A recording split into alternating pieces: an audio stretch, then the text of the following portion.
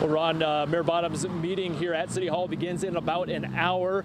Meanwhile, we've been seeing flyers, anonymous flyers floating around on social media titled "Stop the Gulch" and encouraging people opposed to the mayor's plan to come to tonight's meeting to voice their opinion against it. Now, Mayor Keisha Lance Bottoms' plan for redeveloping the Gulch is with California-based real estate developer called CIM. She says the nearly $2 billion stimulus package for increase the city's tax base, create thousands of permanent jobs, and include housing with up to 30% reserved for affordable housing. People we have heard from and city council members I have talked with say they want to slow this process down and have more community discussion around it.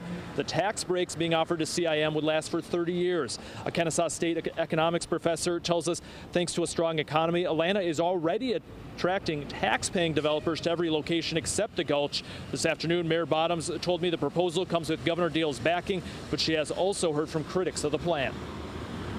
We've heard the city council loud and clear. We've heard the community loud and clear, and that's the reason we're having a community meeting this evening.